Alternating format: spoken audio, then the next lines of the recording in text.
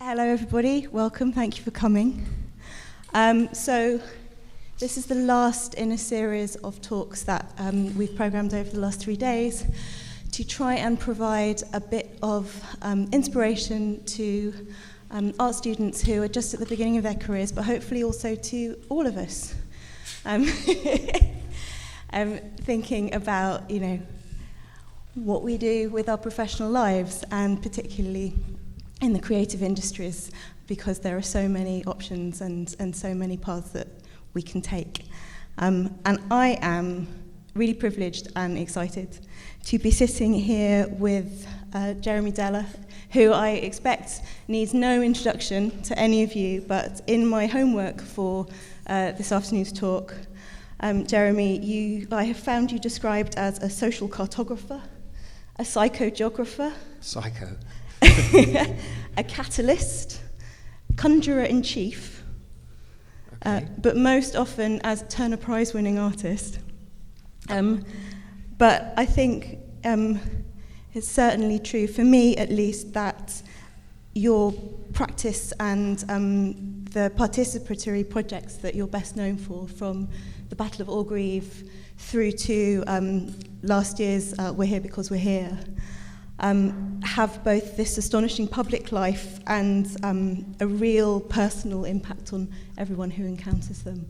Thank you. It's a quite astonishing body of work that I hope we'll touch on. We will. But because this is a series of career talks, I wanted to ask you how you got started. How, when, and why did you work out you wanted to become an artist? Because you didn't come from a fine art background. That's true. I studied art history at the Courtauld Institute, a very traditional art history college. At school, I was prevented from drawing and painting by my teacher, who was very anally retentive and couldn't bear what I did. And within a year, I was doing pottery. And I knew I wanted to be near art and around it because I loved it. So art history was the next best thing. So I did A-level art history, and then I went to the Courtauld because I knew I could be around paintings and sculpture, because I'd grown up going to museums a lot. So I loved museum culture, still do. Maybe we'll talk about that later. And so I was very at ease in that environment. Then I'll make this brief. Then I left the Courtauld. I didn't know what to do with myself. I worked for a gallery for a little while, a commercial gallery. It didn't go particularly well.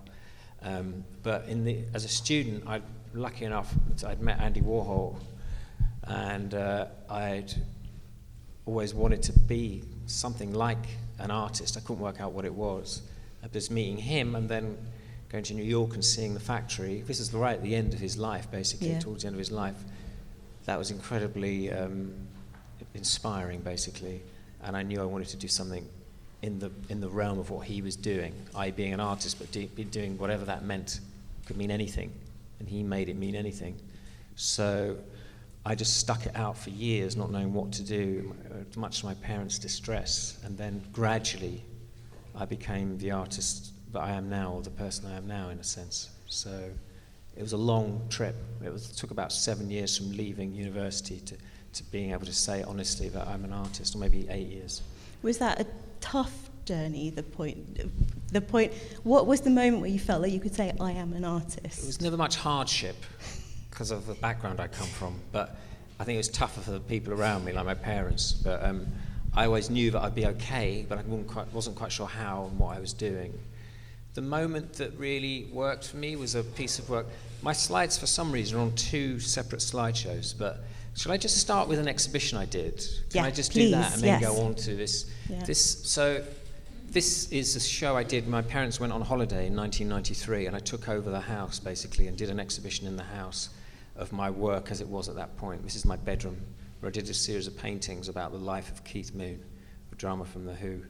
And because I had all this work that I'd been making at home and doing all these little ideas and interventions and stuff, I didn't know what to do with it. I didn't have a studio, so I just used my parents' house in their absence to do an exhibition for people to go and see. And that's another room. That's self-explanatory what that room is. And in that room, there was graffiti that I'd taken from the men's toilets at the British Library. So it's very kind of sexually frustrated, pornographic, intellectual graffiti, a lot of it, with academics and intellectuals arguing with each other over statements and trying to do word games and outdo each other. The girls' toilets were never that exciting Really? in the British Library, no. This is the old British Library, which is, I don't know whether you went to the ladies' toilets, the old British Library, because libraries are places of great frustration, let's face it, and so it was all vented on the walls, and it's very funny as well. It's very, very funny and very erudite, and a lot of it was quite, as you can, quite raw. So I just took the graffiti and just made it into a book and formalised it. So that was in the toilet, and so on. So it just spread throughout the house. That was 93. But if you want to go to the point where I'd sort of thought, okay, I'm proud to call myself an artist, or am I capable of it? It's on the other slideshow. I have 2 slideshows running, I'm afraid, but just bear with me. It was in 1996, and actually, in a way, this is an important point to be made, is that I would always recommend people to go in for competitions and prizes and commissions and so on, because this was a commission I made, and I applied for in 96 for music commissions I wanted a brass band to play acid house music, and that was really the first piece of work I made that set me on a path of working with the public and working with people who are not necessarily artists and doing things in the public realm, and that was important.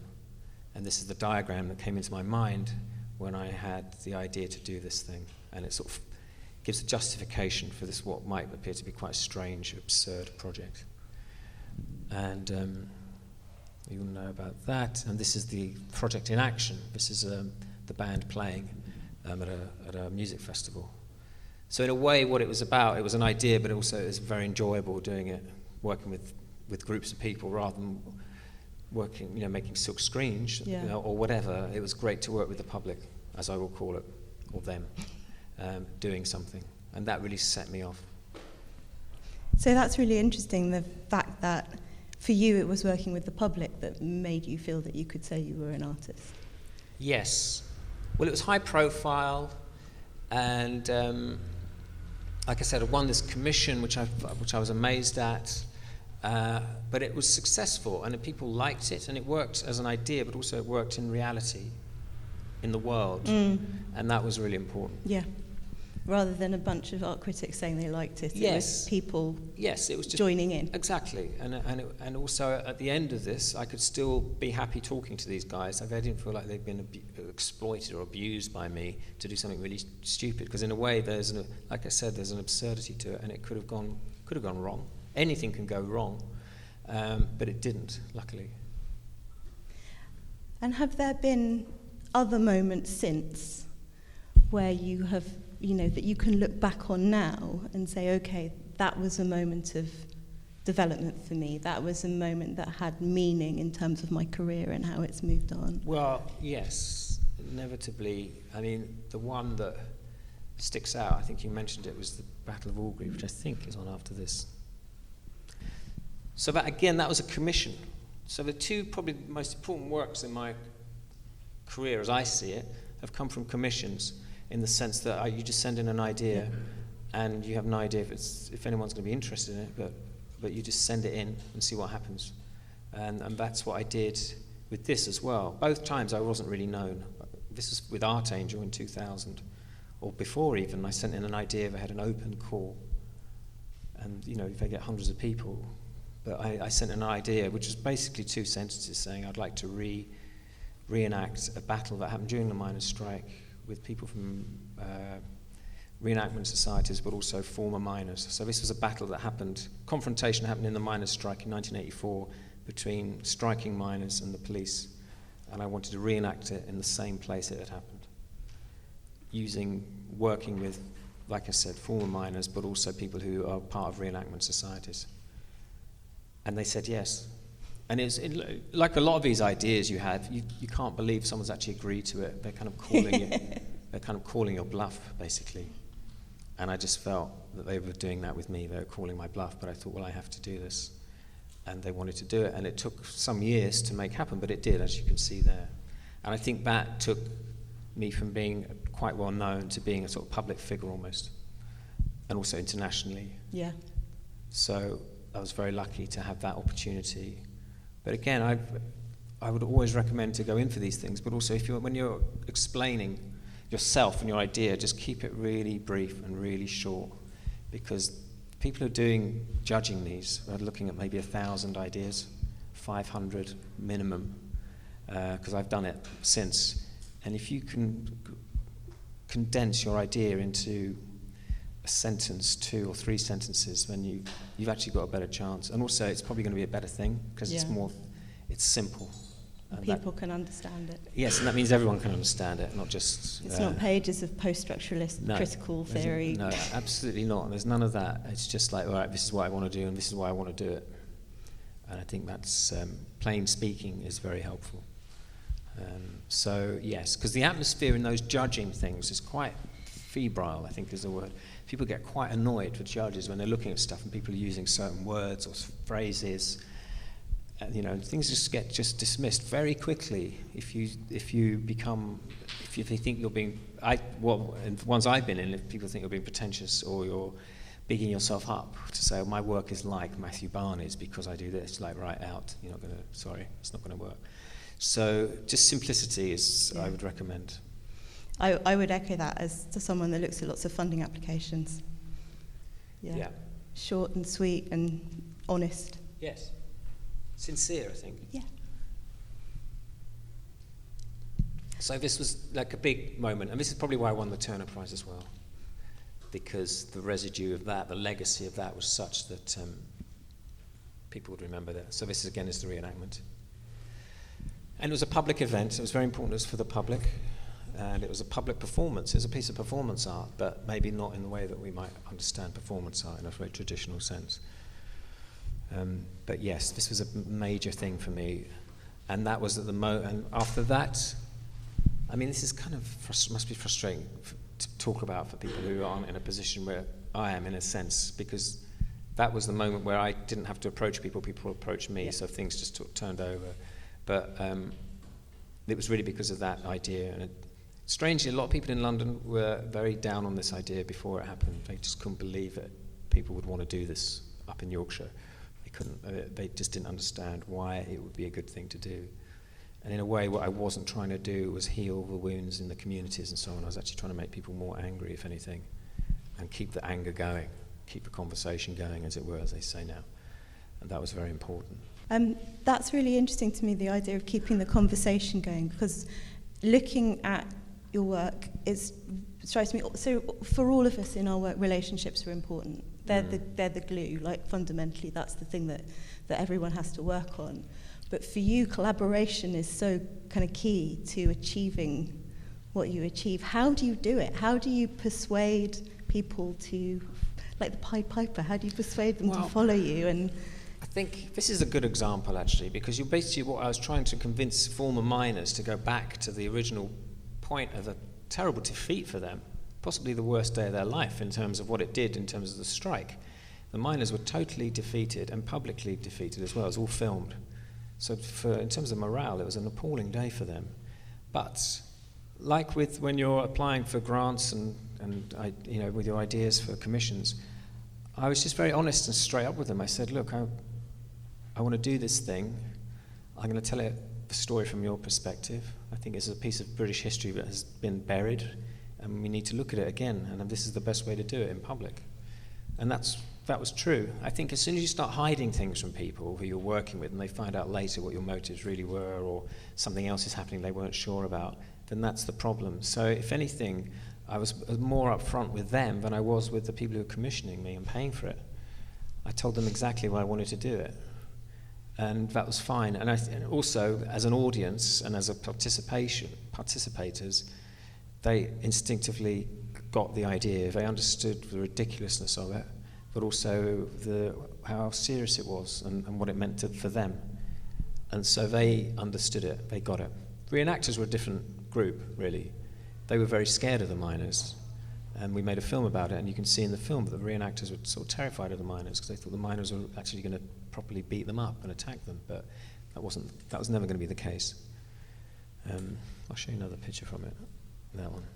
It's one of my my favourites, actually. So that's from the reenactment? That's from the reenactment, and that's the second half, when it kind of went out a bit out of control because the kind of lines of communication broke down, as it would have done in a proper battle or riot even, or whatever, and it became much more chaotic, which is what basically I wanted as an effect. So did people actually get hit?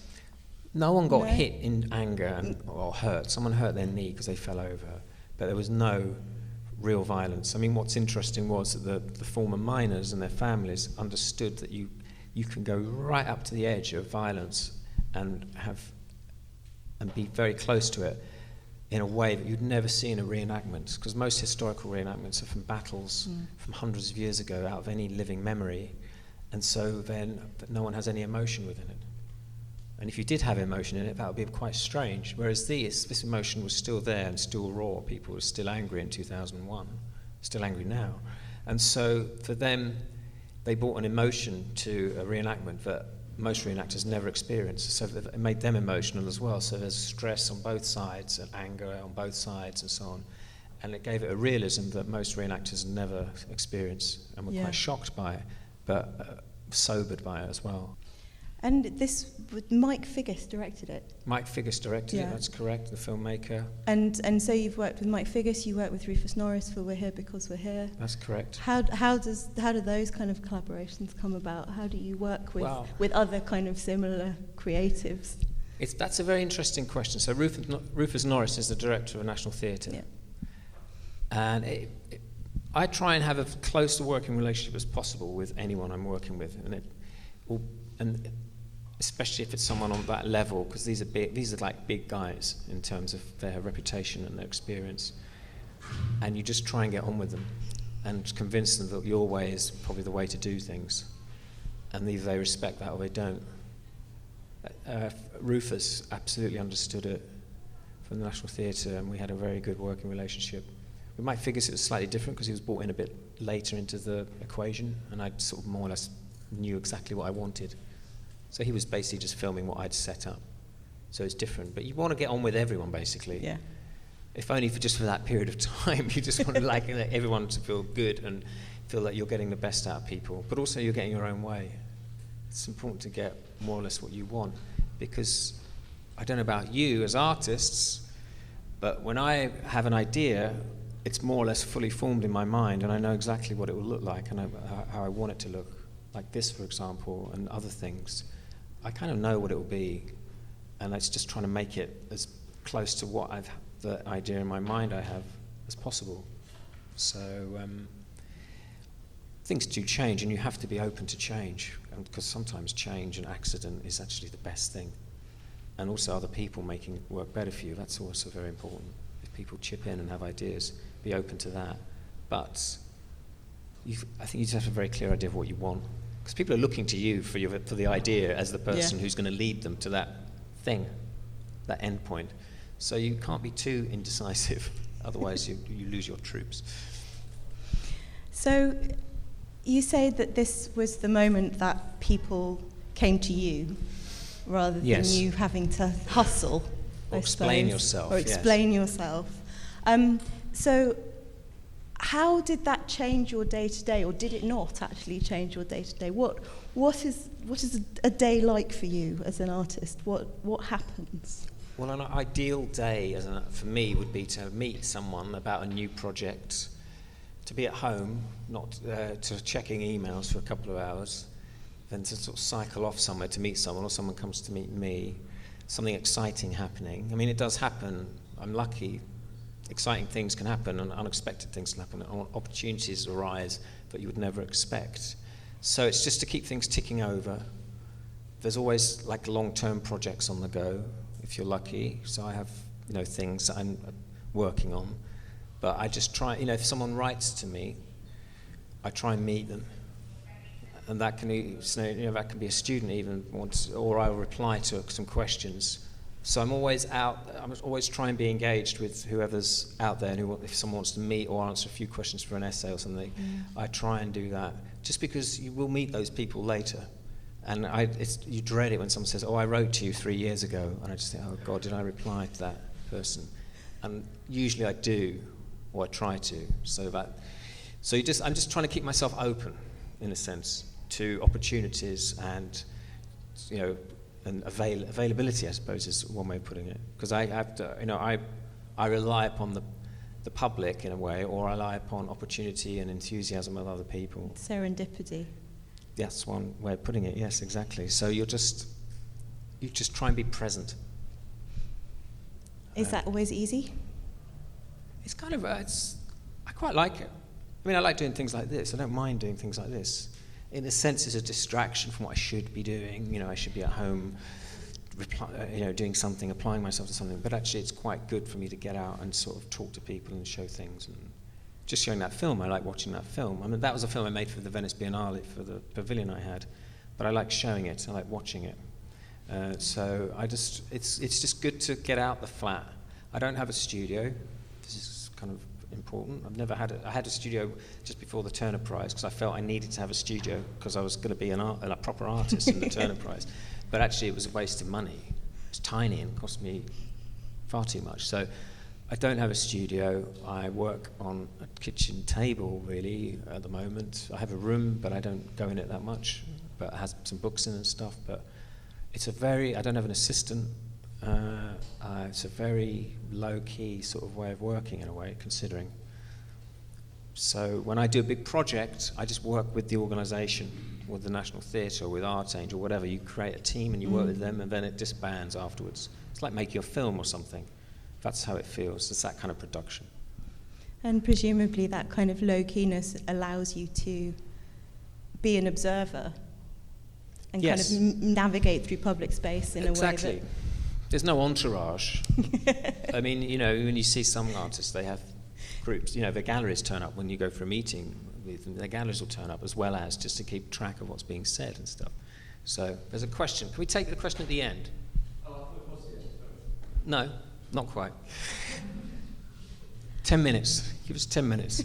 Yeah, so there's no entourage as such. It's just like, there's no entourage at all. So you just try and keep it sort of nimble in a way and sort of move around and not have too much baggage, I would say.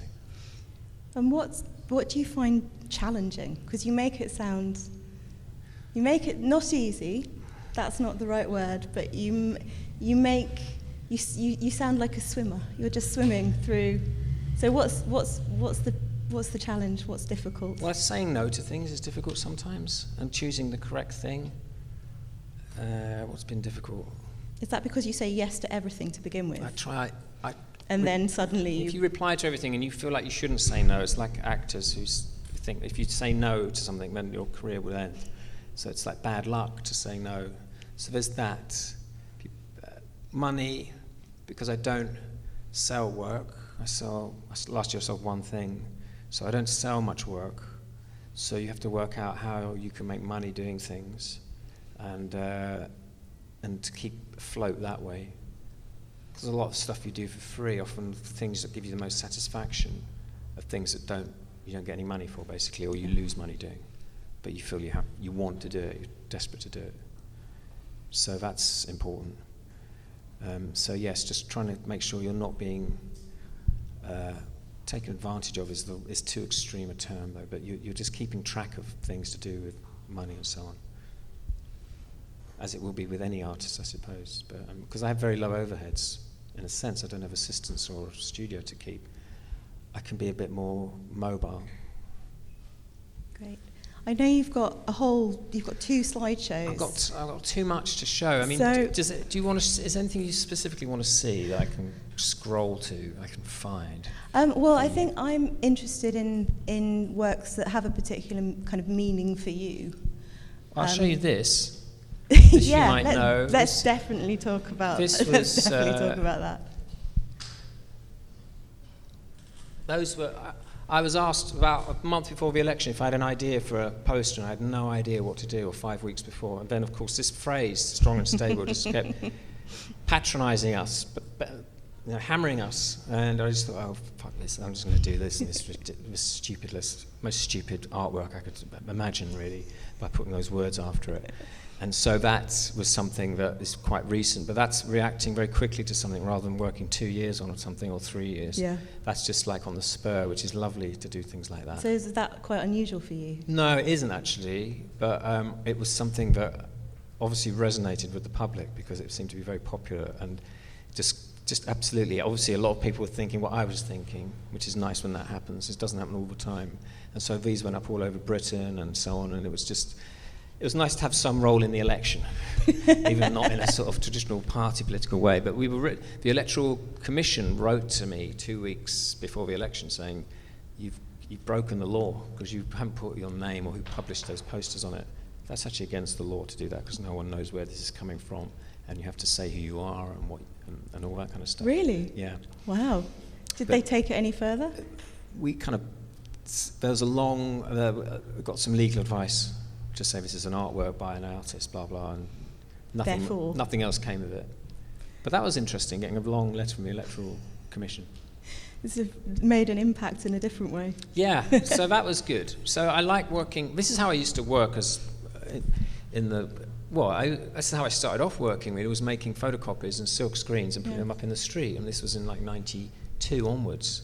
So I wouldn't say it's going back to how I worked, but it was definitely kind of something that I've done a lot and was very comfortable with. And I think for me what was interesting is I know we all know and use social media, some more than others, and I use it very, very occasionally.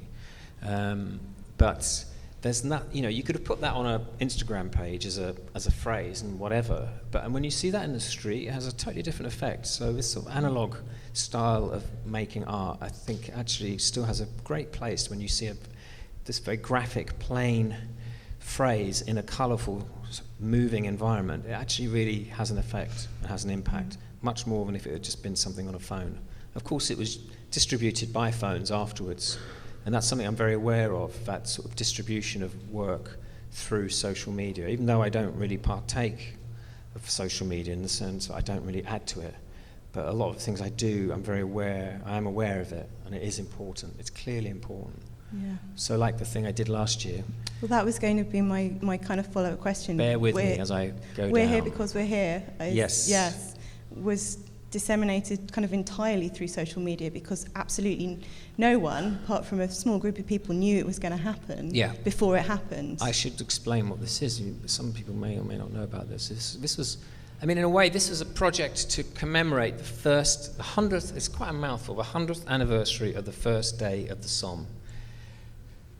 July the 1st last year, and I was asked the organisers were very worried about they were a bit confused or whatever, puzzled about how you commemorate a disastrous battle when 19,000 men were killed in a morning, basically. How do you commemorate that? What do you do? And I just thought, well, the best thing to do is to use people rather than to use objects, and to have people populate areas around Britain and move through areas, people in these uniforms with a very strict modes of behaviour, and just be present, not speaking, but giving out cards that say the name of the person they were representing. So this happened a lot throughout Britain. Groups of men in World War I uniform would just appear and disappear almost in crowded places and just be around, just hang out basically. And weirdly, it was very positively received. I didn't expect it to be actually, and it was probably because it was a week after the EU referendum, and I think the public were just sickened of politicians and lying and all of that, the horror of that. Yeah. And I think it was a rather sobering moment for the country, and also it said a lot about Europe and how Europe has changed. And maybe people thought, well, these young men, not literally these men, but these young men have sacrificed their lives to their country, whereas a lot of the politicians were sacrificing their country for their careers, effectively, and just being very, very strategic about things. And so I think people reacted in that way, in a very visceral way, actually, that I wasn't expecting. I might have another picture here. Yes, there we go. There's a group. That's in Glasgow. So they're all over the UK, and it was not publicised at all. It just happened. It's very important not to publicise it. And then I knew that this would be a social media event as well as a live event. And so at the beginning of the day, we had a lot of these young men were at stations where they'd be seen by tens, if not hundreds of thousands of people. And then that would start the social media ball rolling, people taking pictures and then more pictures. And because then no one knew what it was, there's a sense of mystery around it, which works very well on Twitter and Instagram. People saying, what is this, what's going on here, and so on. So that was important, not to publicise it. And how do you feel about the fact that so much of your work has no kind of there's no object legacy, there's not necessarily anything you can put in a gallery? How do you think about how you archive or... Well, weirdly, we're doing an archive project with the Art Fund about this, about how do you archive an event. It's almost like Yes, like you might have known. I mean, there's film and footage. Of course, it was archived by the public. That's the thing. The public documented this project more than anyone else.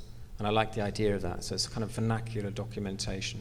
Of course, it exists. It exists in people's memories. And that's, for me, is the great thing about conceptual art, is it exists in your mind. And it's very difficult to remove it from your mind. There's a door that's been opened. Yeah, exactly. And of course, we made a documentary. There are photographs. The uniforms don't really exist. There's a little exhibition at the National Theatre at the moment.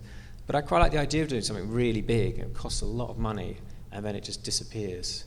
And I felt that was actually that was appropriate, because these men disappeared. They were killed. Yeah. A lot of their bodies were never found, or parts of their bodies might have been found. And so I felt that was appropriate for this. But also there's a lot of I'm at my absolute worst when I'm doing gallery shows. I do one every about 5 years, and they're always disasters. Don't sell a thing, and just really stressful, and the work's terrible. And so I try and avoid them, because I just can't convince myself that it's not convincing in a way. So I'm much more at ease with doing things like this. And so much to my gallery's frustration, I try and avoid doing gallery shows. But you like museums. You do museum shows quite a lot. I like museums, yes, often with their exhibits. So yes, museum shows, I love working with museums. Again, because it's the culture I grew up in a way, and I'm very at ease with that. And at the moment, museums are desperate to work with artists, or they seem to be. Yeah. Desperate is probably maybe an exaggeration, but they're very keen to, aren't they? Yeah. I think they know that artists can do things that curators in museums probably not allowed to do. They can take liberties with objects and with ideas and bend history a little bit. So I've done that a few times, and that's really great. There's nothing greater than going into a museum, going into the backstage area and looking at objects and talking to curators. I love all that. That's that's definitely, if I hadn't have been an artist, I might have been one of those people in the backstage of a museum. If I'm lucky, working with collections and so on. So I feel at ease there, and I sort of speak the language almost. So, we've talked for 30 minutes. I'm happy to take questions. I know there's a question over there. I have one more question, if I'm allowed to ask it. Yes, please. Am I allowed to ask it? Just because I heard you being interviewed on the radio a couple of weeks ago. Yes. About the opening ceremony, I suppose, of the Manchester International Festival. Yes. And you were asked about your career, and I think you said both that you'd been lucky, but also that you'd made your own luck. And I think that phrase, "I made my own luck," I thought was really interesting, and I feel like that's something we should all know how to do. Well, so for you, what does that mean? That was just being... just seeing how the art world worked and how museums worked and how people work in that environment, and getting to know who was who. And it's sort of strategic in a way. It's just, if you want to get on in a certain world, then you need to know who those people are. And luckily, I live in London, and which is where most of the power, let's face it, is concentrated. So you could see those people around. You'd see them at openings, and the best place to go was art openings, where you could informally meet people and talk to them and make yourself known to them. You don't take your slides along, or what we called slides once, and show them work there, but you get to know them and get to know the kind of people they are. But like I said, being in London, you have it's basically all here, isn't it? Let's face it. Not all of you are from London, I imagine, but this is basically where it will happen for you. Maybe Glasgow, maybe Manchester, but living in London was just, not only do you get all the museums, but you get all the concentration of personnel and power, whatever you want to call it. So that's how you make your luck. But yes, you just be, and for a time I would go into any show I was asked to be in, anything, for like 2 or 3 years. So you just had that experience before you could be more, you could not exactly pick and choose, but you could maybe think more clearly about what you wanted to do. Thank you. It's a pleasure. There's one question here. Are you a good planner? That's a really good question. Am I a good planner? I'm not particularly. I'm in my mind, I am. I mean, I know what I want to do, but I have to rely on other people to do. So for this project that you see here, the planning of that was insane to do, to have nearly 2,000 people rehearse and then do this project and get all the costumes. I wasn't capable of doing that. So you do rely on people who have those skills, which I don't really have. How long did it take you, or what stage in your career did you begin to get a bit of a formula and know that things would go to plan and on time? On time. Well, I think once I worked with the brass band in '97, I knew that this was something I could do and I enjoyed, and it was fulfilling. And how you made money out of it was another matter, but I knew it was something that I could do, and it was probably different from what other people were doing at the time, which is important, I think, personally. So that was something, that was a kind of light bulb moment. And I mean, for me, I don't know how it is for people starting out in their career to go to art fairs and look at art fairs. It just does my head in. It makes me very anxious when I go around art fairs, and I'm doing okay. But it must be very dispiriting maybe, or quite intimidating to go to art fairs. So don't be too distracted by the market necessarily. Is that why you used to give work away at art fairs? Well, maybe, yes, I do give work away at art fairs. Not just because I quite like the idea of that, but don't be too distracted by also art magazines, if anyone still reads them. Because I look through those and I just think, I can't believe that person's got a show. That's a terrible artist got a show. That never goes away, that feeling about certain people. So they stress me out as well. So don't worry. If you're stressed out now, I'm stressed out too with you when going around art fairs. Jeremy, thank you so Pleasure. much. Thank you all for coming. Enjoy the rest of your day. Thank you very much.